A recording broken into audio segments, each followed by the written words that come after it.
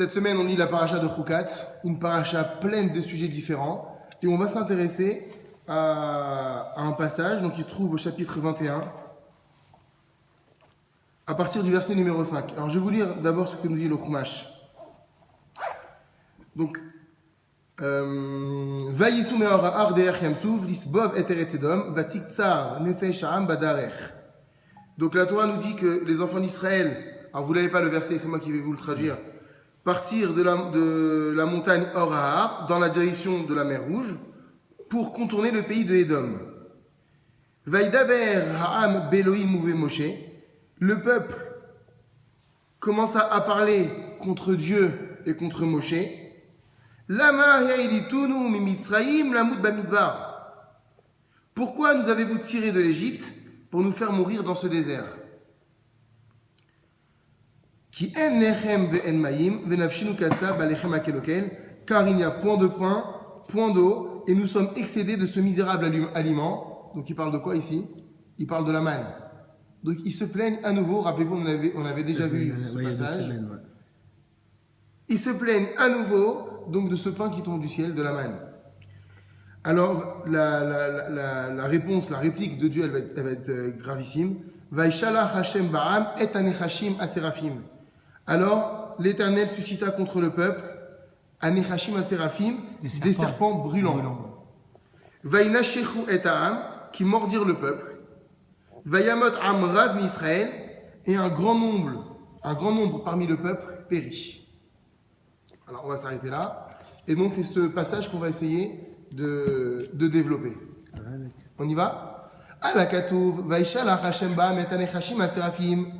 Sur ce verset donc, que nous venons de lire, et particulièrement ce passage où Dieu envoie contre le peuple des serpents brûlants, Shoalim Chazal, nos Chachamim demandent, donc dans le Midrash, Bereshit Bamidbar Rabba, Ma ra'a Hashem yitbarach le'ipara me'am dafka lidan echashim aserafim.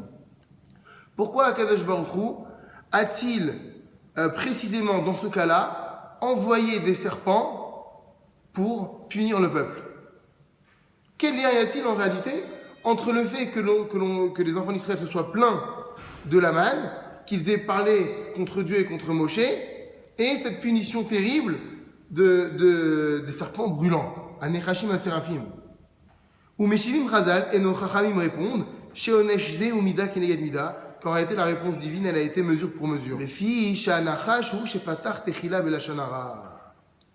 Parce qu'en réalité le serpent est la première créature au monde à avoir été coupable de la Shonara, de médisance, dans le fameux épisode donc, du fruit défendu. On va développer tout ça. Et donc ici, effectivement, aussi, les enfants d'Israël se sont rendus coupables. Ils ont parlé mal contre Akadosh Baruch Hu. Pourquoi nous avez-vous fait sortir d'Égypte?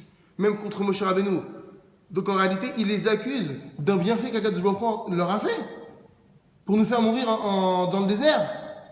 Donc voilà un lashon hara qui a été proféré par le peuple. Ine ha'am shelo lamdu mimenu ubechol za diberu lashon hara. Voilà que le peuple qui n'a pas appris de la leçon du serpent à l'époque de Adam et Ève a parlé du lashon hara. Alors à Akadosh Baruch Hu, Dieu a dit Yavo anachash, que le serpent vienne chez Yitrid b'lashon hara, cette même créature donc qui a été la première à proférer de la médisance, Veillipara mimesaper lashon hara, et qu'il fasse payer ceux qui ont médit contre moi et contre Moshe.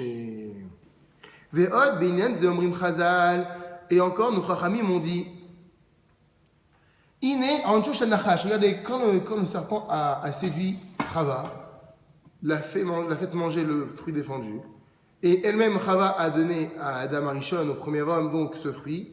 Quelle a été la punition du Nachash? Quelle a été la punition du serpent? La Torah revient sur cela et me dit Ansho shel Nachash, la punition du serpent, chez Pita et Chava l'Echol Me'etzadat, qui a séduit Chava en la faisant manger de ce fruit de l'arbre défendu. Donc on dit que la Torah nous dit qu'à la base c'était un être très beau, le serpent, qui marchait sur deux jambes comme l'homme. Et puis une des punitions c'est que Dieu lui a coupé les jambes. Pourquoi? Afin que tu manges tous les jours de ta vie la poussière de la terre. Donc Hachem a fait de cet animal un animal rampant afin que sa seule subsistance puisse être Les animaux de la poussière. Ve'afar tochal kol yemei chayecha, c'est ce qui est écrit dans Bereshit. Et tu mangeras, et la poussière de la terre, tu mangeras tous les jours de ta vie. Donc voilà la punition du Nachash. Ou mais voir Bagmara, et il est d'ailleurs expliqué dans la Gemara, dans le traité de Yoma, page 75a, qu'il est un Nachash, Dieu a maudit le Nachash. Comment? Olé l'agag. Lorsque le Nachash monte sur un toit, Mezonotav imo, il trouve sa subsistance. Il y aurait de la carca, il rampe sur la terre, Mezonotav imo, il trouve sa subsistance. Donc de façon générale, dit la Gemara, chez Tamid Mezonotav imetsuhim, que quel que soit l'endroit où se trouve le serpent, il trouve sa subsistance, parce que la poussière, elle est partout. Alors quelle est la question qui devrait vous venir en tête? En fait, il n'a pas été puni. Bah oui, en quoi c'est une punition? C'est pas une punition. Au contraire, c'est quoi? C'est une super bracha. Ah ouais, On te dit que exactement où tu vas, tu trouves ta parnassa, mais zonotav. Et donc c'est ce qu'on va essayer de comprendre ici, en quoi ça a été une malédiction. Veyesh od le aussi fait à Gemara. Il a lui-même de rajouter ce que dit la Gemara dans le traité de Brachot, page 57a. Aroe nachash bachalom, celui qui rêve d'un serpent, parnasato mezumenet lo, sa subsistance se présentera à lui. En d'autres termes, il est bon de rêver d'un serpent. Car la Gemara dit, celui qui rêve d'un serpent, et Kadosh Baruch Hu, il envoie sa parnassa. C'est qu'il va avoir une bonne parnassa. Ok. Ou Peresh Sham Rashi Zatzal, et ce que dit Rashi à propos de cette explication de la Gemara, Kenachash Shafar Lachmo ou Matsulo Bechamakom. Pourquoi y a-t-il ce rapport entre celui qui rêve d'un serpent et la parnassa? Et bien c'est comme le serpent, dont le pain c'est la poussière. La poussière, il y en a partout. Alors, puisqu'il y en a partout, c'est un être qui trouve tout le temps sa parnassa. Donc c'est pourquoi, d'après Rashi, la Gemara nous dit, celui qui rêve d'un serpent, eh bien, trouvera sa parnassa. Alors effectivement, la question qu'on va se poser, c'est quoi la malédiction? En quoi c'est une malédiction? Voilà. Ikshal kach chidusharim. Sur cela, pose la question le chidusharim. Are enze anesh klal uchlal. Mais c'est pas du tout une punition cela. Et la draba, mais au contraire, zéou sachar la nachash, c'est un salaire, c'est une super récompense. Share mezonotav mitsuimlo beshefa bechom makom, car comme on l'a dit, sa parnassa, sa subsistance se trouve partout. Beshefa, avec abondance, parce que la poussière, il y en a tout le temps. Veteretz chidusharim et kushato, et c'est le chidusharim lui-même qui répond à ce problème. Et qui dit, shachen zéou anesh la nachash. En réalité, c'est une punition pour le serpent. Et on va voir que ça va nous faire réfléchir sur la relation que nous pouvons avoir, nous les hommes, avec la parnassa. Quand on a du mal à trouver sa parnassa, est-ce une punition divine? Qu'est-ce que c'est? Pourquoi il y en a qui ont tant de difficultés à trouver leur subsistance? Alors regardez ce que dit ici le Chidusharim. Kevan chez Mezonotav, Metsuyin, lo Beshefa. Puisque la parnassa, la subsistance du serpent, se trouve tout le temps présente pour lui, Beshefa, avec abondance, alors Arihu Rachok Me Hashem Barach. C'est un être qui se trouve loin de l'éternel. Et du coup, il n'a plus besoin de lever les yeux au ciel pour dire allez Hashem, donne-moi. Kederech Haberuim, comme c'est le cas pour toutes les créatures de la terre. Amechapesim Lamed Mezonotehem, qui recherchent constamment leur subsistance. Comment? Ali Dekar, Shem Nosim Etenel Hashamim. Parce que quelle est la réaction? On va parler des hommes, particulièrement de toutes les façons. Quelle est la réaction d'un homme lorsqu'il n'a pas de parnassa? Ou qu'il a du mal à joindre debout? Tout de suite, il lève les yeux vers le ciel. Et à qui il parle? Il parle à Hachem. Il ne parle pas à son banquier, il ne parle pas avec son patron, il parle avec un seul. À Kadosh Baruch Hu. Ou Mevakshim et Mezonam et Hachem Barach, et demande à Kadosh Baruch Hu son aide pour pouvoir subvenir à ses besoins. Kevan she'en Akadosh Baruch Hu rotze lishmoa bichlal et kolo shel hanachash. Et puisqu'Akadosh Baruch Hu, depuis la faute du serpent qui a quand même causé énormément de dégâts dans le monde, rappelez-vous, si l'homme n'avait pas fauté, on aurait toujours été immortel, on serait resté à un niveau spirituel extraordinaire, on n'aurait pas eu besoin de travailler, et donc ça veut dire quoi, pas besoin de travailler? Ça veut dire qu'on aurait pu constamment se consacrer à l'étude de la Torah et des mitzvot, à cause de qui tout ceci est tombé à l'eau à cause du serpent. Depuis ce jour, Dieu a pris en abomination le serpent. Il ne veut plus aucun contact avec lui. Que fait-il, dit le Chidush Harim? Kevan she'en hakadosh baruch hu rotze lishmoa bichlal et kolo shel nachash. Puisque Dieu ne veut plus entendre depuis lors, ne serait-ce qu'un son du serpent, là on dit la voix du serpent, alors qu'a fait Akadosh Baruch Hu? Il a dit Kach lechat mezonotecha. Allez, prends ta subsistance, les chol achaim pour toute la vie. Ve'istalek mineged enai, mais que je ne te vois plus devant moi. En d'autres termes, le fait d'avoir donné la parnassa de façon constante et assurée au serpent, Akadosh Baruch Hu, en réalité, Se détache de lui. s'est détaché totalement du serpent. Qu'est-ce qu'on essaye de voir là, en réalité? Qu'est-ce qu'on est en train de nous apprendre? Que finalement, lorsqu'on a du mal à avoir sa parnassa ou à l'obtenir, qu'est-ce que c'est en réalité? C'est une preuve d'amour vers Akadosh Baruch Hu. C'est une preuve d'amour que Dieu, a envers nous. Parce que la parnassa, c'est en réalité le meilleur moyen de rester en contact avec Hachem. Si Hachem te donne ta parnassa de façon évidente et constante, elle dit tiens, je vais te donner et tu pourras vivre comme ça pendant 10 ans, il y a quasiment 100% de chance, j'ai envie de dire, que l'homme ne se retournera plus vers Akadosh Baruch Hu. Donc qu'est-ce qu'il fait? Il va donner aux hommes la parnassa mais en goutte à goutte. Voilà. Comme ça, chaque jour, tu es obligé de te tourner vers moi. Veine, chez Matzinu la Gemara, et voilà que nous trouvons dans la Gemara. Donc toujours dans le traité de Yoma, page 75a. Sha'alu talmidav shel Rabbi Shimon bar Yochai. Les élèves de Rabbi Shimon bar Yochai lui ont demandé. Mi pene mal ou yarad lahem l'Israël, man pa machat bashana. Ils ont dit à leur maître, mais la manne c'était quelque chose d'extraordinaire. C'était un pain qui est tombé du ciel. Pourquoi Dieu n'a-t-il pas fait tomber la manne une fois par an? La Torah dit la manne, elle descendait chaque jour. Elle descendait chaque jour. À quelle distance de la demeure de chacun, suivant ses mérites. Plus une personne était méritante, et là, donc, alors là, la manne tombait proche du seuil de sa porte, donc il n'y avait pas beaucoup d'efforts à fournir, il allait la chercher. Moins un homme était méritant, la manne elle tombait, mais il fallait qu'il aille la chercher un peu plus loin. Là, la question que demandent les élèves à Rabbi Shimon bar Yochai, pourquoi Dieu n'a-t-il pas fait descendre la manne une fois pour toutes, une fois par an, et puis on l'aurait conservé, puisque c'était une denrée exceptionnellement divine. On en avait déjà discuté. Elle aurait très bien pu se conserver pour très longtemps. Pourquoi l'avoir fait tomber une fois par jour? Amar lahem Rabbi Shimon. Et Rabbi Shimon leur a répondu Machal ema davar de. Vous voulez savoir à quoi cela ressemble? Les melech basar vadam sheyesh lo ben echad. C'est l'histoire d'un roi qui a un fils unique. Ou pasak lo mezonotav pa machad bashana. Et voilà que ce roi donnait à son fils de quoi vivre une fois par an. Et le roi s'est aperçu que Velo aya mekabela et penebeno, il a pas machad bashana. Quand est-ce que son fils venait lui rendre visite à son père? Une fois par an, pour aller chercher sa subsistance. Alors veratza aviv lirot et beno yam yam.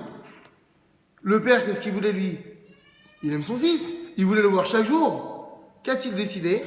Pasak et mezonotav bechol yom. Il a décidé de lui donner sa subsistance une fois par jour. De façon à ce qu'Abel Mekabel et Plenav Kelium, de façon à ce que le fils soit contraint d'aller rendre visite à son père au moins une fois par jour. Car Gam Ben Israël, voilà comment répond Rabbi Shimon bar Yochai à ses élèves. Il en a été de même pour les enfants d'Israël. Keshaman ayayoret kolom echadash, lorsque la manne descendait chaque jour. Ayu doagim leyaldehem shema lo yired aman lemachar. Chacun se faisait du souci pour ses enfants. Qu'est-ce qu'on va manger demain? Qu'est-ce qu'on va manger demain? Comment vais-je subvenir aux besoins de ma famille? Veyaldehem iravul alechem. Mes enfants vont mourir de faim. Veulay afiamutu barahav. C'est ça qui était le danger. Alors, Nimsa Shebigla l'Iridataman Yambemo, grâce au fait que la manne descendait quotidiennement, Ayou Kol Israël Mechavenim Atlibam Laviam Shbashamaim. Tout Israël avait le cœur dirigé vers Hachem, ou Mitpalelim Elav, et priait que déchiré Daman et Macha pour que la manne redescende le lendemain. Et donc, c'était une connexion certaine qui avait lieu chaque jour avec Hachem. Imken, c'est ainsi, mais voir Mikan, on comprend de là. Chez Inyan Aman, chez Yarad l'Israël, ou Mamash l'Enfer Minanachash, on comprend que la tombée de la manne dans le désert est en réalité la situation inverse de celle du serpent qui lui trouve sa nourriture de façon constante. Sheken, car en effet, car quand le nachash, le serpent, reçoit sa subsistance pour toute la vie, puisque la poussière, elle est éternellement présente, Il n'a plus la possibilité en fait de se plus aucun lien avec le Créateur. On a dit qu'aider chez Yemenutak, les gamré Machim Barar, c'est pour qu'il soit complètement défait de Dieu. Harry, mais voilà qu'Israël, qui recevait la manne chaque jour, au contraire, c'était la solution pour l'Éternel, qu'Israël soit totalement rattaché à lui. Au fizé mais voir et selon ça on comprend bien. Madoua Nenshuam, pourquoi le peuple a-t-il été puni d'Afka précisément, Be'onesh shel Nechashim, par la punition des serpents? C'était la question initiale que nous avions posée. Sheken, car en effet, M. Diberu Alaman, quel avait été le problème des enfants d'Israël? C'est qu'ils avaient parlé, médit, mais de quoi? De la manne. Ils ont dit Nafshinu katsab alechem akelokel. Notre âme n'en peut plus, ne supporte plus ce pain misérable qui descend du ciel. Hachem, il en a été attristé de cela. Il a dit, ne vous rendez pas compte que cette manne qui descend du ciel, c'est pour garder le lien avec vous, c'est parce que je vous aime. Donc c'est pourquoi nous avons dit au départ que Dieu leur a répondu donc mesure pour mesure. Sheken atem dibartem lashonara, puisque vous avez donc médit sur moi, sur Moshe, sur ma façon de me comporter avec vous au travers de la manne. Et vous avez parlé donc de ce produit exceptionnel qu'est la manne, et qui est en réalité le lien indéfectible entre vous et moi, entre moi et vous, pardon. Alors je vous punis. Alors la reine Yavo Anechashim, alors viendront les serpents. Asher Elem Kalkesham Akadojru. Ces serpents qui eux n'ont aucun lien avec Dieu. Et au travers donc de ces serpents, il leur a fait prendre conscience que notre réaction avait été la même que les serpents. Que puisqu'on s'est rendu coupable comme les serpents, et cette fois-ci une culpabilité qui nous a valu une déconnexion avec Hachem. Alors Hachem, c'est pas en réalité une punition, c'est un message qu'il envoie. Je vous envoie les serpents parce qu'au travers de votre plainte, vous demandez à vous déconnecter de moi. Alors je vous envoie une créature sur terre qui, elle, est complètement défaite de moi. Manifla ou Atikun Shel Chetam. Et quelle a été la réparation dans la suite de la paracha? Regardez, la Torah nous dit Vayomer Hashem al Moshe. Dieu dit à Moshe, puisque là c'était une épidémie grave, les enfants d'Israël trépassaient les uns après les autres là. Dieu dit à Moshe Aseh lecha saraf. Confectionne, saraf c'est un serpent. C'est un autre nom du serpent. D'accord. Confectionne un serpent en airain, c'est un nechash nechoshet, ça s'appelle. Okay. Un serpent en airain. Vesim oto alnes, et place-le sur un étendard. Veaya kol anashur. Et quiconque aura été mordu par ces serpents que j'ai envoyés, Ra'a Oto le verra, Vachai et il vivra. Et donc c'est passé quelque chose d'extraordinaire qu'a fait Moshe. Il a pris un grand poteau, un étendard. Il y a accroché un serpent en airain, c'est ce que nous dit la Torah. Et toute personne qui avait été mordue par ces serpents que Dieu avait envoyés, regardait le serpent et trouvait la guérison. D'ailleurs, regardez messieurs, quel est le symbole de la pharmacie aujourd'hui? Le serpent. C'est donc cet étendard-là avec le serpent qui est enroulé. Exactement. Donc, ici la Torah nous dit, ce serpent-là que Moshe confectionne sous la dictée divine, donnait la guérison aux enfants d'Israël. Et donc les enfants d'Israël levaient les yeux et la morsure disparaissait. Le venin qui avait été lancé par les serpents disparaissait. C'est un superbe antidote. Alors, Ve'amrou al-Kachazal, les Chachamim, c'est quelque chose qui les dérange, ça. Dans ma Sechet Rosh Hashanah, page 29a, quoi? Est-ce que ce serpent d'airain avait la force de dire qui va vivre, qui va mourir? On avait presque à parler de la Vodazara là. Ah ouais, c'est ça. C'est de l'idolâtrie. Quoi, tu regardes un serpent, une statue, parce que c'est un serpent de bronze, et hop, tu guéris. Vous vous rendez compte le danger? En réalité, voilà comment on va répondre Khamim. Et là, Kolzman, Sheayu, Israël, Mistakelim, Kilapemala. En réalité, c'était une astuce pour Dieu de contraindre les enfants d'Israël à lever les yeux vers le ciel. Et à comprendre que si jusqu'à maintenant leurs yeux n'étaient pas levés vers le ciel, c'est à cause du serpent. Alors il lui demande, mets-moi le serpent en hauteur, afin que par ce serpent qui les a fait tomber, ils puissent revenir vers moi. Et c'est ce que vous répondez. Et la Kolzman, Shayu, Mistakilim, Kilapemala, que tant que les enfants d'Israël regardaient vers le ciel, vers le haut, Meshabedi, Metlbam Laviem, et soumettaient leur cœur à Dieu, Ayumitrapeim, ils guérissaient. Vachen Zoutikonam, et c'est ça qui a été leur réparation. Shishtakelu, qu'il appelle Marla, de les contraindre à regarder vers le haut, Kede, Sheyelaem, Kesher Tsamud, Dimavem, Shebashaim, afin de recréer ce lien qu'ils avaient perdu avec Hachem. Et grâce à cela, ils ont réparé ce qu'ils avaient ébréché et ils ont guéri. Donc on voit que finalement, on arrive très souvent à se plaindre, à nous plaindre de la Parnassa, mais quand tu réfléchis comme, par à ce message qui nous est donné dans la paracha de Chukat, on est en train de se dire que finalement, c'est que quand je souffre, ou plutôt quand j'ai des difficultés à trouver, à récupérer cette Parnassa pour laquelle je me lève tous les matins, c'est que je veux garder le lien avec toi. Il a peur de le perdre. Alors il te dit, en réalité c'est une assurance que finalement à chaque fois qu'il arrive, il subvient à tes besoins. Mais il te laisse planer un doute qui va te forcer à penser à lui. Et donc il s'avère que la Parnassa c'est la plus belle bracha qu'Akadosh Baruch Hu, la recherche de la Parnassa, c'est la plus belle bracha qu'Akadosh Baruch Hu a donnée. Et quand on voit que l'homme a été puni lorsqu'il a mangé le fruit, et Dieu lui a dit, tu mangeras le pain à la sueur de ton front, c'est pas une malédiction. En réalité, le fait d'aller au travail, c'est la possibilité pour moi de penser à Akadosh Baruch Hu. Quand ça rentre pas, je suis au boulot, je dis à Hachem, fais en sorte que voilà, ça va marcher. Fais en sorte que le contrat, le rendez-vous que j'ai tout à l'heure, que ce contrat, je le signe. Fais en sorte que ce que je vais faire, ça va marcher. Et donc, en réalité, le travail a été le moyen pour Hachem de réparer en fait la faute. Mais de garder le contact avec toi. Parce que si Hachem te donne tout, tu parles plus de lui. C'est ce qu'a dit Rabbi Shimon Bar Yochai et ses élèves. Ce roi-là qui donnait sa subsistance à son prince, à son fils unique, une fois par an, il le voyait une fois par an. Alors il a dit, moi j'aime ce peuple. Je veux que cet amour reste continuel et éternel. Il a créé la notion de la recherche de la Parnassa. Et donc quelqu'un qui recherche tous les jours sa Parnassa, c'est quelqu'un qui peut être sûr qu'Hachem l'aime à la folie. Baruch Adonai Leolam. Amen. Amen.